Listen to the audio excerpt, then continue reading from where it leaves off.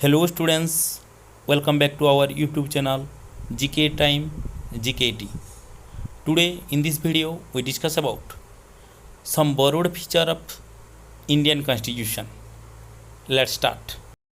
भारतीय संविधान रो किछि वैशिष्ट्य बा गुण अछि जहाँकि अन्य देशर संविधान रो वैशिष्ट्य उपरे आधारित बा सही देशर संविधान रु गृहीत होइछि सेगुड़िक कहुए borrowed feature of Indian constitution बा केउ सबु वैशिष्ट्य गुड़िक अन्य देशर संविधान ठारू आम देशर संविधान को आसीछि सेगुड़िक विषय आमे एही वीडियो रे आलोचना करिवा। Let's start. प्रथमे आमे केउ फीचर गुड़िक यूनाइटेड किंगडम बा यूके रो कॉन्स्टिट्यूशन रु गृहीत सेगुड़िक आमे प्रथमे आलोचना करिवा। फास्ट होची president is the nominal head बा राष्ट्रर नाममात्र मुख्य होचंती राष्ट्रपति। एही वैशिष्ट्यटी यूनाइटेड किंगडम बा यूके कॉन्स्टिट्यूशन रु गृहीत। देन सिंगल सिटीजनशिप बा एकक नागरिकत्व एहा मध्य यूके कॉन्स्टिट्यूशन रु गृहीत। Then parliamentary form of government बा संसदीय सरकार मध्य यूके कॉन्स्टिट्यूशन रु गृहीत। Then two houses of parliament बा संसद रे द्वि सदनीय विशिष्ट यह मध्य यूके कॉन्स्टिट्यूशन रु गृहीत। देन पोस्ट ऑफ पीएम बा प्रधानमंत्री अस्तित्व बा प्रधानमंत्री पोस्ट मध्य आमर यूके कॉन्स्टिट्यूशन उपरे आधारित। देन स्पीकर ऑफ लोकसभा बा आमर लोकसभार बाचस्पति यह मध्य यूके कॉन्स्टिट्यूशन रु गृहीत होइछि।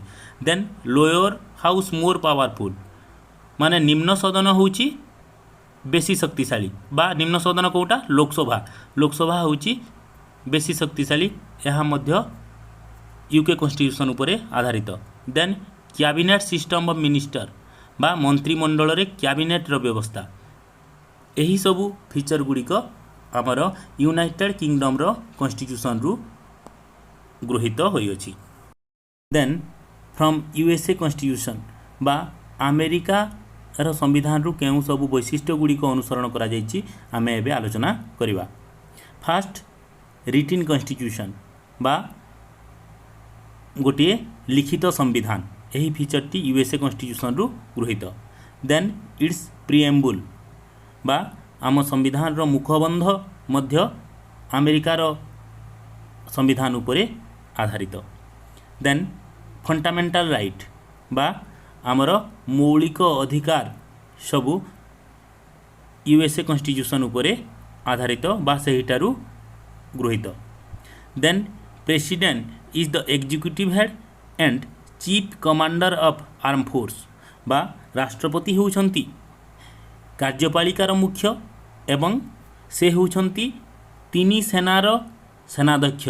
तीनी सेना माने कोन एयरफोर्स नेवी एंड आर्मी बा जलवाहिनी स्थलवाहिनी और आकाश बाहिनी तीनी जनकर बा तीनी आर्म फोर्स रो मुख्य बा सेनाध्यक्ष होउछंती राष्ट्रपति। Then vice president is the ex officio chairman of Rajya Sabha बा राज्यसभार सभापतित्व किए करती वाइस प्रेसिडेंट यह मध्य यूएसए कॉन्स्टिट्यूशन रु गृहीत। देन सुप्रीम कोर्ट बा सर्वोच्च न्यायालय देशर सर्वोच्च न्यायालय रो एक्जिस्टेंस मध्य यूएसए कॉन्स्टिट्यूशन उपरे पर्यवेसित। Then removal of high court and supreme court जजेस बा क्यों प्रक्रिया रे गोटे हाईकोर्ट रो जज एवं सुप्रीम कोर्ट रो जज को तांको पोस्ट रु बहिष्कृत करा जाई परिबो सही प्रक्रियाटी मध्य यूएसए कॉन्स्टिट्यूशन उपरे यूएसए कॉन्स्टिट्यूशन रु गृहीत।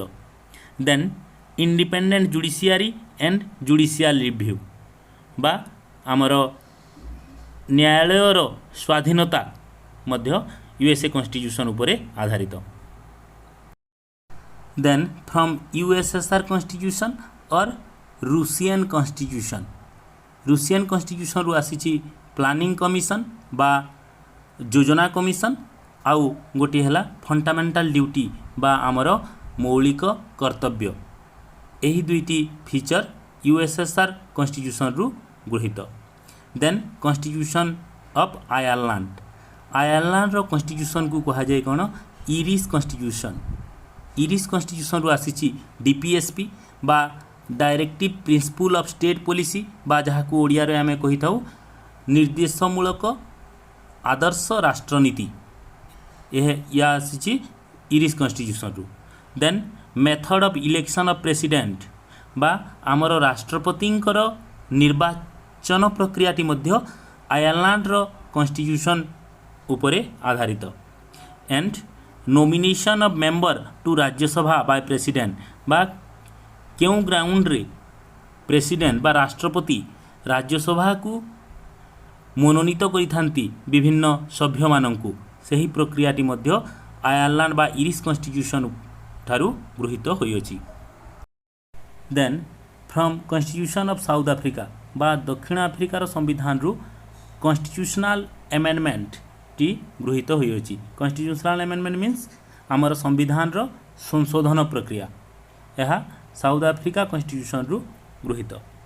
देन फ्रॉम ऑस्ट्रेलियन कॉन्स्टिट्यूशन बा ऑस्ट्रेलिया रो संविधान रु आमर कनकरेंट लिस्ट।